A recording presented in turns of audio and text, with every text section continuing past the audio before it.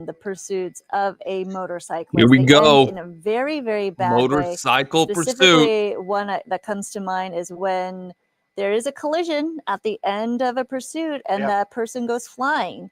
And clearly, you know what I'm talking about. You've done and seen a lot of these pursuits over the years, and those are the most horrific accidents that we've seen, the pursuit of a motorcyclist, especially depending on how it ends, right? It's never a good scene. So clearly we want to hope and, that nobody gets hurt in this case, but clearly they are taking every precaution, right? Giving him a little space, this is live. monitoring the situation, but also the public needs to be safe and make sure that this person stays off the road.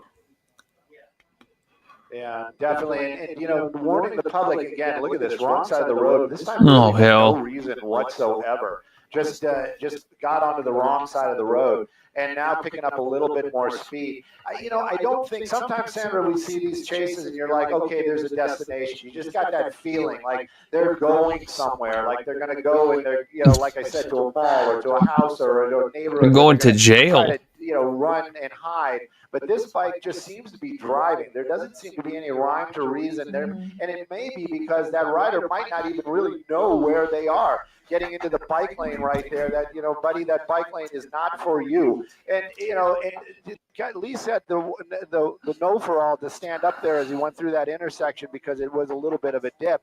But I haven't seen any kind of really just riding the bike correctly, and that might actually be a good thing. These motorcycles, they work with clutches, they do overheat, they have the same issues as vehicles, and especially if they're not being driven correctly. So maybe we might see something where the bike might just Lord. But again, right there, it doesn't look like it. Picking up 60 miles an hour, and we're on surface streets out here. And that is crazy. Like passing over the LA River, so maybe we're getting back over to the 5. If he gets back on the freeway, we'll see. But I just want to see this guy stop. That's it. Right. Get off the bike, give it up, and put their hands up and just call it a day. Right. We always want a safe ending where nobody gets hurt, no injuries, no innocent people involved. And even the suspect or the driver at this point, gets off the vehicle, off the motorbike safely. But clearly, as things escalate, you never know what happens. And under pressure, you never know what this person is thinking. So, Stu, do you see a lot of law enforcement, though, trailing this guy? Or is it just that one black vehicle? You know what? I was kind of looking for him every now and then. Here he goes. We are well into Los Angeles right now. They're getting into downtown LA, Chinatown. It's just the LAPD ship, so there is no ground units right now. There are nobody on the ground chasing him. So basically, he is just running from his own demons.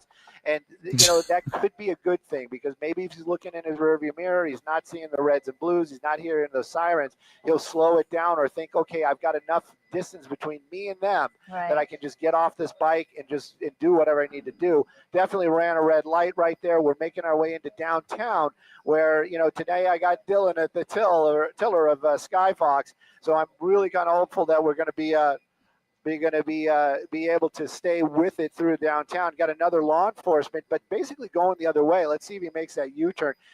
Dear Lord. Maybe not, because that's the thing too. A lot of times LAPD, they're going to look at something like this and they're going to weigh it. And policies, I don't know the policies. I know that it is up to their sergeant or watch commander. But for the most part, LAPD will let things go to keep everybody safe.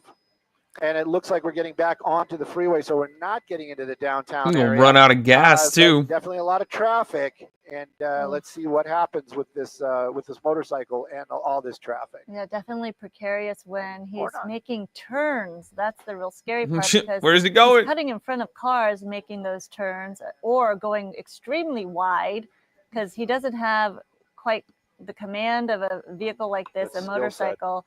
Yeah, knowing how to drive this thing. So very erratic when you're on something like that, on those two wheels, but going fast, and we have no idea where he's going. He's kind of doing a loop-de-loo at this point. But traffic picking up too, it looks like.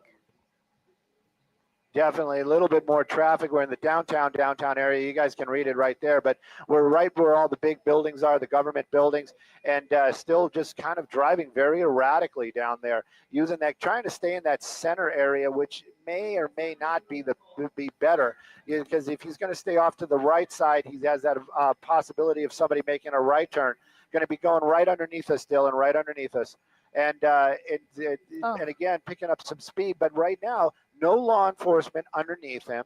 They do have a helicopter above him, but that's the thing too. Is like a lot of times people are going to be like, "Oh yeah, of course they're going to hear that helicopter." I have not seen this person with that helmet on. You got to think about that as well. Look up once, so I'm not sure why this person's still driving so erratically. I'm still very hopeful that it's something he's going to click and is going to be like, "Okay, I'm parking the bike. I'm on foot. I'm just going to try to hide." But right now we can see it keeping up those higher speeds, especially for downtown Los Angeles, and definitely kind of staying in that area where the government buildings are. We're very close to City Hall, police headquarters, and things like that. So we're going to keep an eye on it. And again, you said it earlier, Sandra, he's basically just making loops out here. We're making big giant figure eights on these streets. And I saw those pedestrians walking across the street having no idea what's happening, but the motorcyclist turned right in front of them. Thankfully, no one was hurt in that case. It wasn't too close a call, but you just wonder, how much closer is he going to get?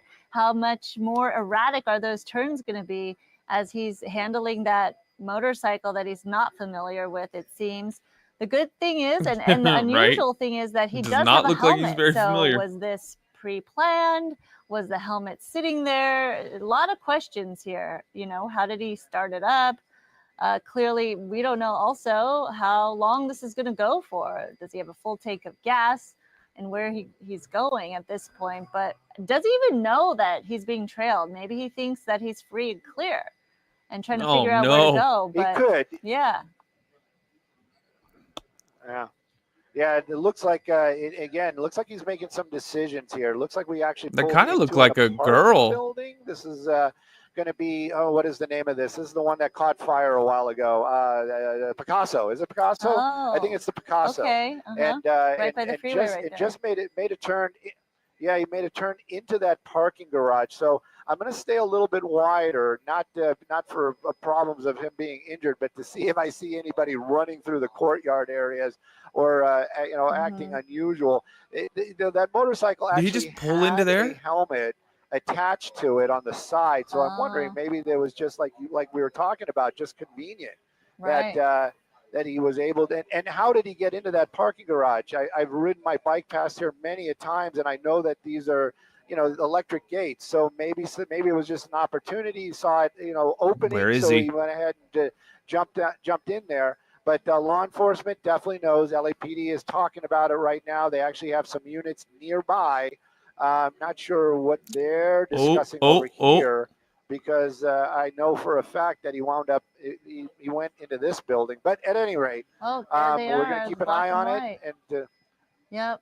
And see what law enforcement's going to do. That's a huge complex. Easy for someone to hide, to get lost, to kind of, wait it out, if you will, right? There's so many places that person can look on the road to kind of escape. Look on the road. This happened last time. Situation. If in fact that motorcyclist went inside and is underneath of the there's somebody on the trail right now, but a lot of black and whites around, but there's just so many places that this driver could escape to, run out from. That is a huge building. Up in someone's apartment, because that complex is big. Yes, very big. And if this person lives there and they know where they're going, or basically just put the bike somewhere and then made their way over to an apartment, there might be an opportunity to review some sort of surveillance tapes.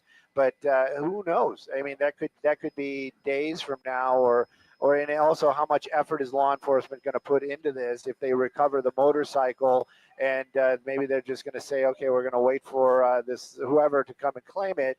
And if not, then, it's their loss. But right now we do see law enforcement, but we haven't seen anybody making an effort to go into the building. So possibly they're getting the message that to the ground, to the units on the ground, it's not worth the chase. This person basically is now probably off the bike, and this is come to the public. The safety of the public is now safe. So maybe that's what's going unless on. you But live as far in as, the LAPD, they are nearby. unless but you live in there. Actually see any of them make an effort to get inside that building. Yeah, let's hope that's the case, that the threat to the public is contained at this point. LAPD on it with those cruisers surrounding the building right there. Let them get back to work at what they do best. Stu, you doing what you do best. Thank you so much for being on top of that and your crew in Sky Fox. For now, literally. You will keep your eye on that. We'll have so much more later this evening on Fox 11 News. But for now, let's return to regular programming. Oh, man.